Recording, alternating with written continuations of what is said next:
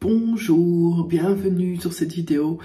Alors, ça fait plusieurs jours que je fais des lectures akashiques et ces derniers jours, les guides sont revenus avec quelque chose. C'est assez régulier là, ça doit être l'info du moment et donc c'est pour ça que je vous la transmets et que je fais cette vidéo un petit peu improvisée. En fait, ils font vraiment la différence entre mission de vie, mission d'âme, ou entre le corps et l'âme. Pourquoi? Parce que dans les lectures akashiques, souvent les gens, en fait, ils viennent avec cette question: quelle est ma mission de vie, qu'est-ce que je suis venu faire sur Terre, etc., etc. Et en fait, ces jours-ci, ils apportent une petite subtilité. Qui était peut-être connue, hein, sûrement. C'est juste que moi, j'avais pas encore vraiment bien pris conscience de ça. Et comme ils reviennent avec ça depuis plusieurs jours, donc ça fait 3-4 lectures là qui redisent la même chose aux gens, c'est que c'est important. Et donc du coup, qu'est-ce qu'ils mettent comme nuance par rapport à ça? C'est qu'en fait, on a tous donc une âme qui est née à un moment donné et qui change de corps au fil de nos incarnations. Alors cette âme, elle peut avoir comme naissance la Terre, mais elle peut aussi être hors Terre, ça veut dire extra-terre. On pourrait être né dans la constellation de la Lyre ou sur Sirius ou Orion, ou en Atlantide, il y a plein de possibilités. On peut aussi avoir son âme qui est née sur Terre. Mais dans le cadre où on a une âme qui est née comme ça, un peu hors Terre, ou en tout cas depuis longtemps, mais cette âme, elle s'incarne de corps en corps, parce que le corps, il vit pas aussi longtemps que l'âme. L'âme, elle vit des années et des milliers d'années, je dirais même, tandis que le corps, il a une durée limitée, il a une date de péremption. Et qu'est-ce qui se passe? C'est qu'en fait, dans cette vie-ci, donc quand vous m'écoutez maintenant, et dans ce que je vous parle maintenant, dans cette vie-ci, on vient avec un passé, on vient avec le passé de son âme, mais aussi on vient avec son passé de son corps, du corps qu'on incarne, c'est-à-dire tout ce qui est transgénérationnel, en fait.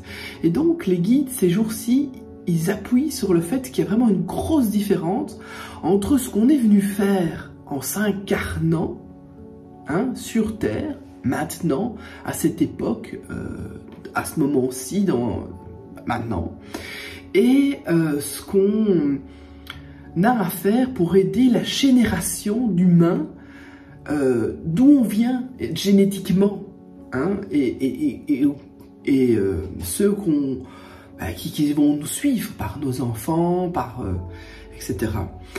Et donc du coup, c'est vraiment important de faire cette différence. Donc ton âme s'est incarnée sur Terre.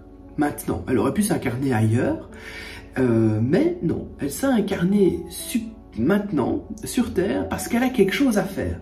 Elle a quelque chose à faire dans son évolution, dans la grande évolution de son âme. Elle a quelque chose à faire, soit pour grandir, pour encore progresser, pour devenir, pour le challenge, ou alors parce qu'il y a quelque chose à faire pour l'instant sur Terre. Il y a toute une vague, Dolores Cannon, elle en parle dans plusieurs de ses livres, cette vague de volontaires qui est venue s'incarner sur Terre à ce moment-ci pour aider l'humanité à passer à un stade supérieur. Et donc ça, c'est la mission de son âme. Pourquoi on est là, maintenant. Et puis, cette autre partie, la mission de son corps. Ça veut dire que on s'est incarné dans une famille, avec des schémas répétitifs, avec des maladies familiales, avec on fait toujours les mêmes choses, ou avec on se transmet des valeurs, etc. Et donc, l'âme qui s'est incarnée dans ce corps est aussi victime de ces liens transgénérationnels, de cette génétique, mais aussi peut faire quelque chose pour libérer cette cette lignée, pour soulager ce qui s'est passé. Donc on a vraiment deux choses très importantes à faire en fait dans une vie, quand on s'incarne dans un corps d'humain, c'est ça. C'est faire grandir son âme et aider à passer les liens transgénérationnels pour aider à purifier, pour aider à faire grandir cette lignée qu'on va transmettre alors à nos enfants. Voilà, donc c'était ça en fait vraiment le message qu'ils ont envie de vous faire passer ces jours-ci, que vous l'entendiez, que ce soit maintenant ou plus tard, mais c'est important que vous puissiez l'entendre, et donc de pouvoir distinguer les deux. Et c'est de là que vient cette grande question que j'ai mis là pour ma vignette, c'est souviens-toi de qui tu es, et c'est souviens-toi de qui tu es dans tous les plans en fait. Souviens-toi de qui tu es, d'où tu viens, qui tu es, d'où tu viens, qu'est-ce que tu es venu faire sur Terre, à ce moment, maintenant, quelle est ta mission d'âme, pourquoi tu es là, qu'as-tu à apporter à l'humanité. Et souviens-toi de qui tu es, c'est d'où tu viens dans ta lignée. Hein, et qu'est-ce que tu peux faire pour aider cette lignée à régler les choses du passé et à devenir plus légère pour les générations à venir. Donc voilà, donc ça met un peu la pression, hein, parce qu'on dit toujours quelle est ma mission de vie. Oui, on entend aussi quelle est la mission d'âme, mais du coup quelle est cette différence entre le corps et l'âme, hein, finalement c'est ce corps d'humain. Qu'est-ce qui nous apprend?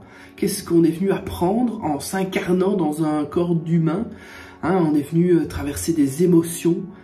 C'est ça qui fait la différence souvent entre l'humanité et le reste, c'est que l'humain, il a de ça de beau, c'est qu'il vit pleinement ses émotions dans son corps, dans cette mortalité, dans toute cette complexité d'être bombardé par des émotions, par la joie, l'amour, la peur, la mort, hein, tout ça, c'est des vagues et qu'on doit passer à travers tout ça. Et puis il y a l'âme qui est là, qui doit expérimenter, qui doit toucher, qui doit s'exprimer, qui est venu faire quelque chose et qui doit continuer aussi à grandir. Donc voilà, écoutez, j'espère que ce petit message vous donnera une petite lueur de compréhension, d'éclairage, je ne sais pas quoi dire, si c'était que, voilà, je devais vous transmettre le message, c'est chose faite, et n'hésitez pas à me mettre un petit pouce bleu si ça vous a apporté quelque chose, parce que moi ça me fait super plaisir de voir que le temps que je prends à vous transmettre le message, ou en tout cas le risque que je prends, parce que pour moi c'est quand même toujours un peu, je me dis toujours ouf, qu'est-ce qu'ils vont penser de moi, mais ça c'est mon corps, hein, c'est mes émotions d'humain qui font que je m'inquiète quand même un peu. Mais mon âme sait que je devais vous transmettre ce message parce que j'ai ce job à faire maintenant, c'est transmettre. Et donc voilà. Abonnez-vous parce que j'ai souvent des messages que je vous passe comme ça, et puis je fais d'autres petites choses qui pourraient vous intéresser. Voilà, eh bien à bientôt pour un autre message, une autre info directement d'Akasha. Merci d'avoir écouté et à bientôt, à bientôt, à bientôt.